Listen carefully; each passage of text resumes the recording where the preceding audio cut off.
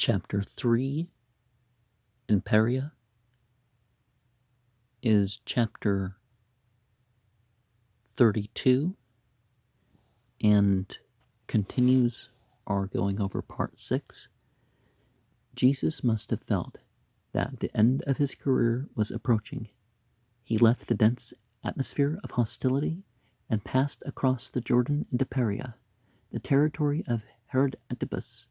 The name Perea included all that territory lying along the east of the Jordan, extending from the foot of Haran to the desert on the south of the Dead Sea.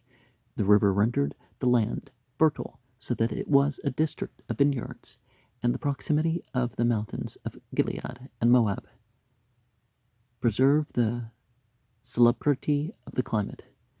Jesus came back to the place where John had a revelation of the Messiah in the Son of Mary, to the spot where he was baptized, but which he never had since revisited. Jesus returned as if to regard himself for his coming conflict. It was a region inhabited by a mixed population, and its distance from the capital removed it from the fierce religious contentions of the day. He might have a little rest from those conflicts. Moreover, the testimony which John had borne in his behalf was still remembered by the people. When he performed works which far surpassed even John's prophecies of him, the people resorted to him in multitudes, saying, John indeed wrought no sin, no sign, but all things that Jesus said of this man were true, and many believed on him there. How long he stayed, we do not know, but his sojourn was probably several weeks. The time was occupied by journeys and teachings. It is probable that it was at this period that one said to him, Lord, are they few that are being saved? That's from Luke 13. Strive to enter in through the narrow door, for many, I say unto you, will seek to enter in, and shall not be able. From the time when the master of the house has risen and has shut the door, and you begin to stand without and to knock at the door, saying, Lord, open to us, answering, he shall say to you, I know you not whence you are. Then you shall begin to say, we have eaten and drunk in thy presence, and thou hast taught in our streets. And he shall say to you, I know you not whence you are. Depart from me, all workers of iniquity.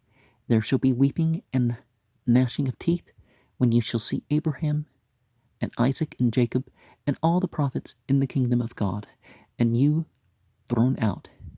And they shall come from the east and the west, and from the north and the south, and shall recline in the kingdom of God. And see, they are last who shall be first, and they are first who shall be last. One of those warnings against the Israelites, that it's not about your, and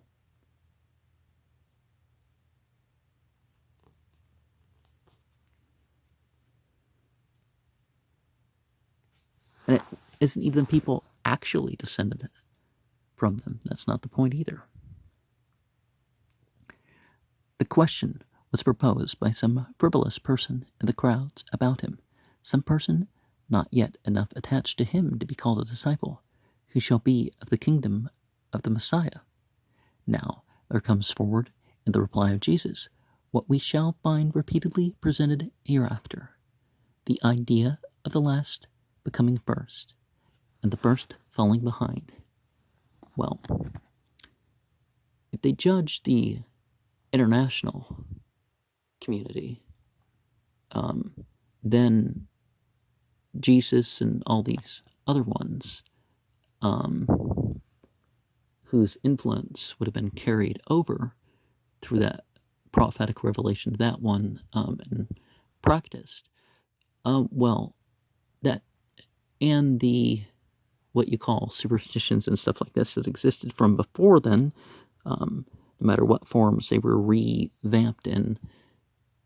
The earlier generations judging them based on the influence that they had on the later generations that would, it would make sense in different ways. Many would like to be of the kingdom of God, but are not able to enter in simply because they do not take the legitimate measures. They are not able to break into the kingdom, nor to sneak into it, and these are the only ways they try. He represented their final forlornness by the picture of a head of a household whose family had been wandering about beyond the hour for retiring, and his resolute determination that if they would not keep his regulations, they should stay outside, no matter what the privileges of any man. If he do not come in God's ways, he cannot come at all, and no matter whence a man may come, if he come aright, he shall have admittance. The same day certain of the Pharisees came and said to him, Depart hence, for Herod desires to kill you. They invented this story to induce Jesus to leave, or they had reason to know that Herod had animosity towards the teacher. This latter is quite compatible with this desire to see Jesus. Natures like Herod's are fitful. Jesus seems to have received the statement as a message from Herod, since he made this reply, Go and tell that fox, Behold, I cast out demons, and I do cures today and tomorrow, and the third day bring them to an end. Nevertheless, I must walk today and tomorrow and the following, for it cannot be that a prophet perish out of Jerusalem. This was not the language of precision, but of irony and melancholy. John had perished by the hands of Herod, but as a general rule, the hatred which produced martyrdom had its seat at the nation's ecclesiastical headquarters, Jerusalem. It was while engaged in this work that Jesus received the news of the illness of his friend Lazarus. Upon receiving the message, he said, The sickness is not unto death, but for the glory of God, that the Son of God may be glorified thereby. Notwithstanding this news, Jesus accepted an invitation to eat with the Pharisee on the Sabbath. Now remember, in Aramaic, these words would have been ended with al or yah, thus meaning not a literal son of God, because they would say God's son. The Pharisee was probably a member of the Sanhedrin, or a president of the synagogue, as he is called, one of the rulers of the Pharisees. We're looking at the dropsical man in Luke 14. At that dinner was a man who had the dropsy. The invitation was not an honest one, as the Pharisees were lying in wait to find something against Jesus, and this man may have been placed there for the very purpose of trapping Jesus into doing something on the Sabbath. But the man himself, Sabbath is Friday sunset to Saturday sunset, the man himself does not seem to have had any sinister intent.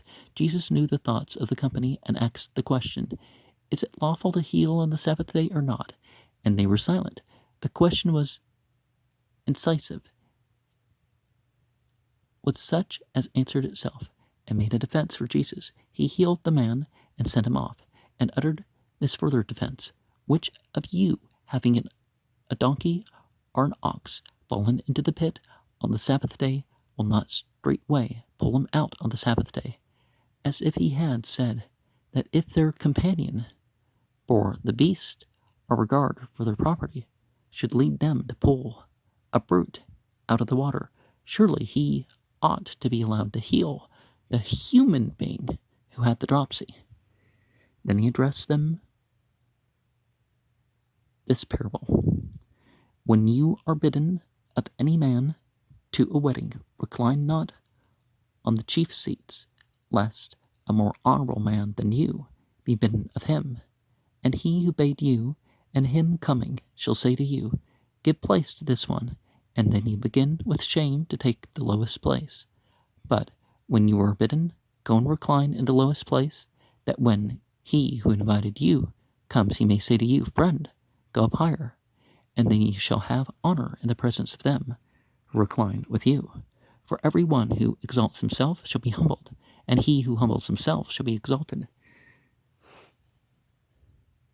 The value of the parable is in the exhibition it gives us of the quick sight which Jesus had for all the small details of social intercourse, and the lesson is simple, blithe enjoyment of pleasures, not seeking distinction, letting the honor come, or if it do not come, being happy without it, all the same. He followed this up with an address to his host. When you make a dinner or a supper, call not your friends, nor your brethren, nor your kinsmen, nor your rich neighbors, lest they also invite you in return, and a recompense be made you. But when you make a feast, call the poor, the maimed, the lame, the blind, and you shall be blessed, for they cannot repay you, but you shall be recompensed in the resurrection of the just. Men sometimes invite others to their entertainments in order to be invited again. This Jesus pronounces wrong. He is not to be understood as teaching that a man is never to entertain rich people or kinsfolk, but that when he does so, he has no recompense beyond the pleasure which the party gives him. You know, that thing in the Bhagavad Gita about the, actions for themselves part. If he will really have a reward from God for the feast, he must bid those who can never repay him, bestowing his hospitality for no personal advantage. Then one of the guests said, "Blessed is he whoever eats bread in the kingdom of God." The remark seems quite natural when we recollect that in the current Jewish notions, the resurrection of the just was the same thing as the setting up of the kingdom of God, which was to be inaugurated with a great feast. It led to the delivery of the following parable. A certain man made a great supper, and bade many, and sent his slave at supper time to say to those who were bidden, "Come, for all things are now ready." And they all with one voice began to make excuse. The first said to him, "I have bought a field, and must go out and see it. I pray thee, have me excused." Another said, "I bought 5 yokes of oxen, and I go to prove them. I pray thee, have me excused." And another said, "I have married a wife, and on this account I cannot come." And the servant came and told his lord these things. Then the master of the house, being angry, said to his slave, "Go out quickly into the broad places and streets of the city, and bring in hither the poor, the maimed, the blind, and the lame." And the slave said, "Lord, it has been done as you have commanded, and yet there is no room. And yet there is room." And the Lord said to his slave, "Go into the highways and the hedges, and compel them to come in, that my house may be filled. For I say to you that none of those men who are bidden shall taste of my supper." And certainly take the opportunity you have when you have it, but that's not entirely, well, that's part of the point, right? The lesson seems quite plain. The kingdom of God is a feast, and men have been invited thereto. They decline to come, not on account of business, buying land and oxen, or marriage, as all those are lawful things, but on account of too much devotion to these things, doing them without the principles and the consciousness, and certainly acquiring them in unlawful ways, right? And the failure to adjust their affairs so as to discharge all duties properly, the compelling of the uninvited to come in and fill up the places of the recreant invited guests, is readily understood when we reflect that these people were so poor and worthless and unknown that the messenger would have the greatest difficulty in convincing them that the invitation was for them. Rebuke to the Jewish nation was herein. They had declined the invitation of God, and now God would fill their places with the Gentiles. Well, not the Gentiles, but people who weren't Jews. Great multitudes flocked to him on this journey. Luke reports that he gave them this description of such a discipleship as he required, and enforced his teaching with striking illustrations, and the repetition of which he had elsewhere spoken. And Luke 14 talks about the discipleship, and I